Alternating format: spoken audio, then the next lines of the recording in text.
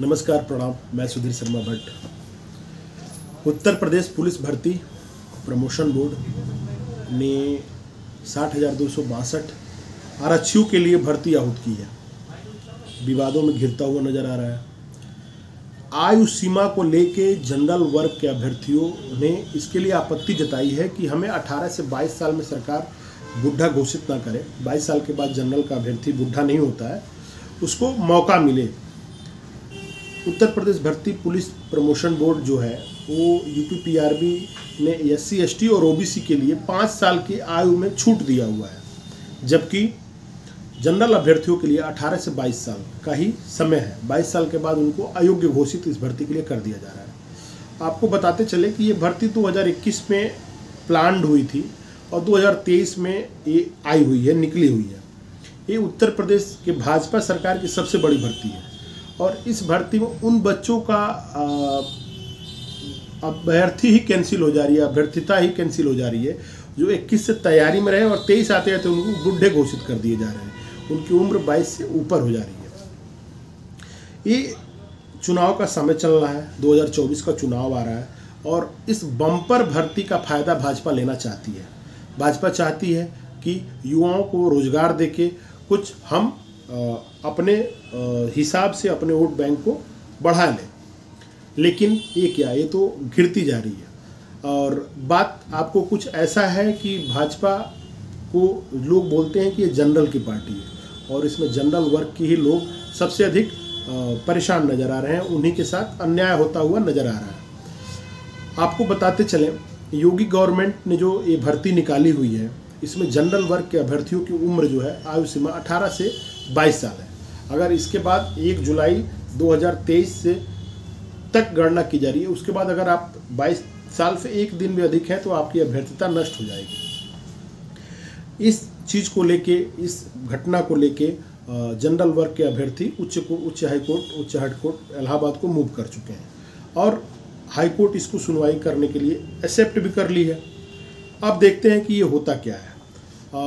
योगी government और Modi government के बारे में एक कहावत है, या इसको सच्चाई माना जाए, कि किसी के सुनते ही नहीं है, किसी अधिकारी में हिम्मत नहीं है, किसी बहुत बड़े दमदार कद्दावर नेता में दम नहीं है कि इनके सामने जाके इनको राय दे दें।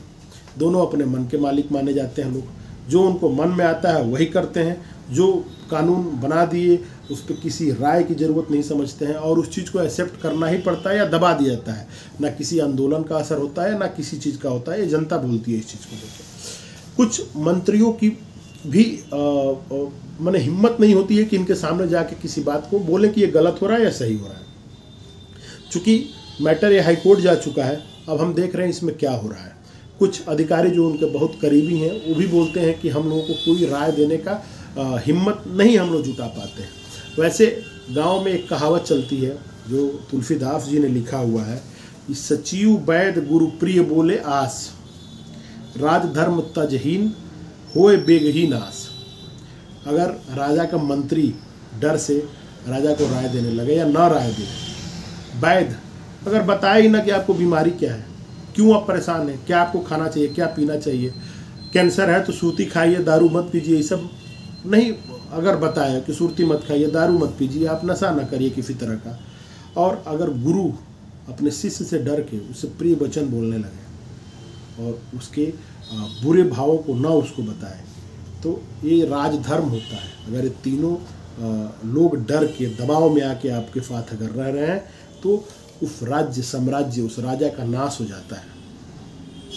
ऐसी स्थिति यहाँ पे बनती नज़र आ रही है। ये हम लोग देख रहे हैं या हम लोग देखेंगे कि क्या ऐसी स्थिति है, कोई राय देने का हिम्मत रखता है कि नहीं रखता है।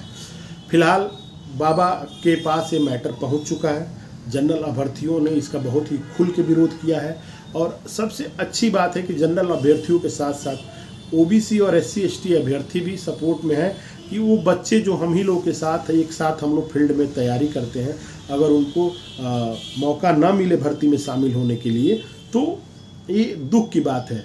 हमको 5 साल का छूट मिल रहा है और उनको 5 साल का छूट नहीं मिल रहा है, तो ये दुख की बात है। फिलहाल मैटर जो है वो बाबा योगी आदित्यनाथ के दरबार में है और देखा जा रहा है, सुनने में आ रहा है कि 3 साल या 5 साल के लिए उनको भर्ती में उम्र में छूट में सीमा में बढ़ेगी। फिलहाल मैटर हाई कोर्ट भी जा चुका है और हाई कोर्ट इसको संज्ञान ली है। न्यायिक दृष्टि से अगर देखा जाए तो ये 2021 का भर्ती है, तो उन बच्चों ने जो इसमें पार्टिसिपेट करने के लिए तैयारी किए थे, मानवता के आधार पर या संवैधानिक आधार पर उनको कहाँ तक जगह मिल रही है। आपको हम बताते चलें कि जो जनरल अभ्यर्थी हों सुप्रीम कोर्ट गए हैं संवैधानिक और गांधीवादी विचारधारा को मानते हुए, और एक जो जो हाई कोर्ट में अगर हम संवैधानिक वे से जा रहे हैं तो एक सुप्रीम कोर्ट में जो पिछली भर्ती थी उसमें सत्यवीर और अन्य बनाम जो यूनियन था, तो उसमें उत्तर प्रदेश जो सरकार थी उसके सचिव ने एक हलफनामा दायर किया था कोर्ट के सामने कि मैं हर साल हम लोग आरक्षियों का और उपनिरीक्षक की भर्ती निकालते जाएंगे, लेकिन हुआ एक भी नहीं। बात हलफनामा मीन्स वादा किया गया था कोर्ट के सामने कि हम करेंगे, लेकिन हुआ क्या, आप सभी लोग उसको देखते हैं। सरकार से अगर पूछा है तो सरकार कहेगी चुनाव कोरोना काल था इसलिए हम लोगों ने भर्ती नहीं लिया, लेकिन आयोग तो भर्ती आयोग के साथ चुनाव आयोग भी है। तो चुनाव आयोग अगर चुनाव करा सकती है तो भर्ती आयोग भर्ती क्यों नहीं करा सकती है। उन हजारों लाखों बच्चों के लिए जो अपने न्याय के लिए लड़ रहे हैं, जो अपने रोजी रोटी के लिए लड़ रहे हैं, उनको अगर सरकार रोजी रोटी नहीं दे रही है तो ये सरकार के मन में कहीं ना कहीं काला है और सरकार को इसके बारे में सोचना चाहिए। वो सभी नौजवान लड़के जिनके हाथ में मोबाइल है, सनातन के लिए दौड़ते रहते हैं, नाचते रहते हैं, जो भारतीय जनता पार्टी का सबसे बड़ा ताकत है, अगर उनको भी न्याय न मिले, उन्हें भी ससम्मान रोटी कमाने के लिए भर्ती में शामिल होने का मौका न मिले, तो ये उन लोगों के लिए एक मजाक से बढ़ के और कुछ नहीं होगा। फिलहाल चुनाव के साथ साथ भगवान राम मंदिर का शिलान्यास भी होना जा रहा है। अगर ये लोग इस भर्ती को लेकर जागरूक नहीं होंगे तो चुनावी समर और राम मंदिर उद्घाटन के लहर में सब कुछ लोग भूल के और सनातन की जय, हिंदू धर्म की जय करते करते अपने रोजी रोटी की बातों को भूल तो जाएंगे ही। भूलने की बात के साथ साथ मैं ये भी कहना चाहूँगा कि रोजगार तो सिर्फ भर्ती है नहीं, और भी है, लेकिन जिन लड़कों ने अपनी ज़िंदगी का मकसद ही बना लिया है भर्ती, जो योग्य सिपाही होंगे और देश की सुरक्षा में बहुत बड़ा योगदान निभाएंगे, उनको तो मौका मिलना चाहिए। यानी अगर जनरल में कहा जाए तो समानता के अधिकार नियम के तहत उन बच्चों को जिनको जिस तरह से अपनी रोजी रोटी कमाने का मन हो वो कमाने का उनको अधिकार दिया जाना चाहिए। सरकार को कोई हक नहीं है कि उनका अधिकार छीने। अगर चुनाव आयोग चुनाव करा सकती है तो भर्ती आयोग भर्ती भी करा सकती है। इसमें किसी भी तरह का टालने का और कोर्ट को दिग्भ्रमित करने की जगह नहीं होनी चाहिए। फिलहाल मैटर कोर्ट के साथ साथ योगी दरबार में भी है और योगी दरबार इसको संज्ञान में ली हुई है।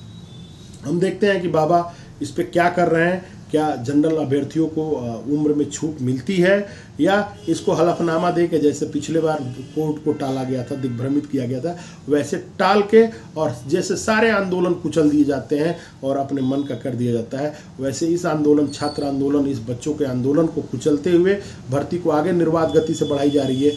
अगर ये हुआ तो भाजपा का इसका खामियाजा भी भुगतना पड़ेगा। हम बच्चों के तरफ से योगी आदित्यनाथ जी और वर्तमान सरकार से अनुरोध करते हैं कि उन बच्चों को मौका मिलना चाहिए जो बच्चे अपने ज़िंदगी का मकसद ही भर्ती और वर्दी को बना के बैठे हैं। इसी के साथ मेरा प्रणाम आप सभी लोग स्वीकार करें।